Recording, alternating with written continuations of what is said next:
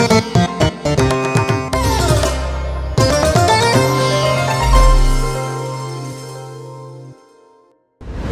लोकांनो, येशू ख्रिस्ताच्या नावाने मी तुम्हाला नमस्कार करतो। तुम्ही कसे आहात? तुम्ही ठीक आहात ना? तुम्ही आनंदात आहात का? तुम्ही संकटात आहात का? घरात ताण आहे का? कामात ताण आहे का? सेवेत ताण आहे का? मुलांमुळे ताण आहे का? नव्यामुळे ताण आहे का? या बायकोमुळे ताण आहे का? मित्रांमुळे ताण आहे का? नातेवाईकांमुळे ताण आहे का? एकाच ताणात आहात का आणि तणावात आहात का? काहीही घाबरू नका। या तणावाच्या काळात परमेश्वर तुमची साथ देईल। इथे डोंगरासारखं दिसतं, इमारती सगळ्या दिसतायत। कोणतं ठिकाण आहे तुम्ही पाहताय? मृत समुद्र आहे ना? इस्रायल देशात मृत समुद्र। या मृत समुद्राच्या किनाऱ्यावरून पाहिलं तर या मागच्या भागात असे डोंगराचे भाग आणि अनेक इमारती आहेत। इथून एरिखो नावाचं शहर आहे, तिथेच लोक राहतात। तिथे जायचं असेल तर जवळजवळ 1 तास कारने जावं लागतं। इतक्या लांब अंतर पार करून या बाजूला गाव जास्त होती का हे माहित नाही। मोठं शहरही नाही, पण या भागात खूप 5 स्टार हॉटेल्स आहेत। जगभरातून पर्यटक येऊन इथे थांबतात। हे सगळं पाहून तुम्हाला वाटतं का की यामागे काही कारण आहे? या मृत समुद्रात एक विशेष औषधी गुण आहे। डेड सी मड म्हणजे मृत समुद्राची चिखल काळी असते, म्हणजेच ब्लॅक मड म्हणतात। म्हणजे त्वचारोगांसाठी ते एक चांगले औषध आहे असे म्हणतात। या मृत समुद्रात सल्फर, मॅग्नेशियम आणि असे अनेक खनिजे आहेत। सल्फरला शरीरातील त्वचारोग बरे करण्याची क्षमता आहे असे म्हणतात।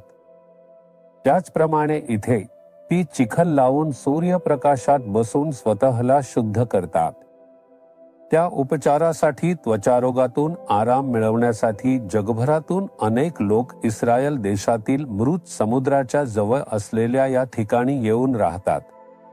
इथे राहून ते उपचार घेतात आणि नंतर जातात। असे म्हणतात की अनेक लोक बरे होतात। ही मृत समुद्राची खारट त्वचा इतकी आरामदायी का आहे? ते म्हणतात की त्यात रोग बरे करण्याची शक्ती आहे। ते एक औषध आहे। त्यामुळेच हे ठिकाण खूप प्रसिद्ध आहे। या ठिकाणाहून मी तुमच्याशी बोलत आहे। ठीक आहे, देव मला काय संदेश देतोय ते पाहूया। स्तोत्र 59 वचन 16 कारण तू माझी उंच पर्वतावरील सुरक्षित जागा आहेस आणि संकटात मी तुझ्याकडे धाव घेऊ शकतो। हे कधी घडले?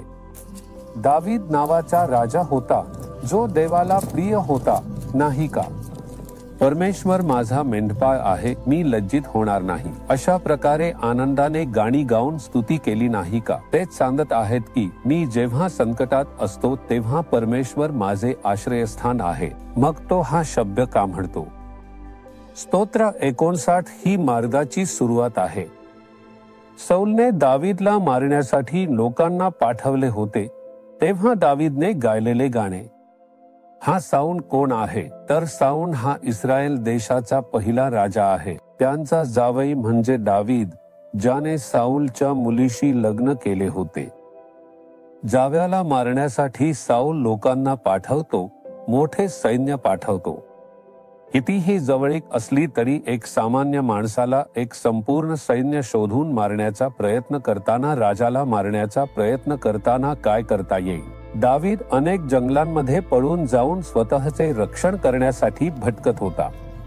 तेव्हा त्याने परमेश्वराकडे पाहून म्हटले, माझ्या संकटाच्या दिवशी तूच माझे आश्रयस्थान आहेस, कोणीही मला वाचवू शकत नाही। प्रभू तूच आहेस असे म्हणत त्याने परमेश्वरावर विश्वास ठेवला। म्हणूनच परमेश्वराने दावीदला शत्रूच्या हाती देता त्याचे रक्षण केले आणि त्याच देशाचा राजा म्हणून उंचावले। हे इतिहास आहे। इस्रायल देशाच्या ध्वजावर एक तारा आहे, त्याला डेव्हिडचा तारा असे नाव आहे। अशा प्रकारे पाहिल्यास प्रभूने ती प्रार्थना ऐकून त्याचे रक्षण केले। तुम्ही अडचणीत आहात का चिंतित आहात? लोकांकडे पाहून निराश होऊ नका। हे लोक असे करतात, तसे करतात, कामात त्रास देतात, माझा नेता मला खूप त्रास देतो, व्यवस्थापक असे करतो। घरात आलेल्या लोकांमुळे तुम्ही अडचणीत आहात का?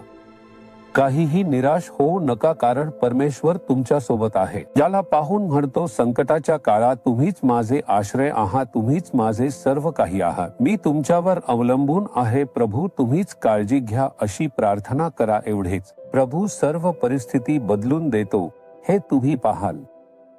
ही कठीण परिस्थिती बदलेल आणि तुम्ही कधीही संकटात राहणार नाही. हे तुम्हाला समजून घ्यायला हवे.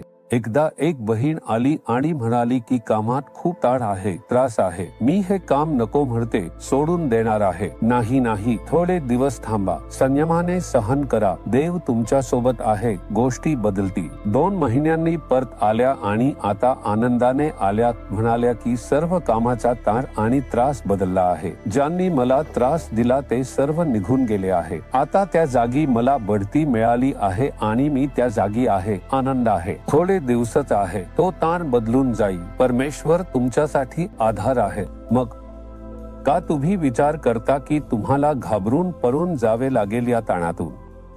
कुठेतरी जाऊन बसावे लागेल असे वाटते, तसे करू नका. तसेच हृदयात हात ठेवा, प्रभू माझ्या ताणाच्या दिवसात तुम्ही माझा आधार आहात, तुम्ही माझे आश्रय आहात, तुम्ही मला सुरक्षित ठेवाल. या ताणाच्या परिस्थिती बदलून चांगले होईल.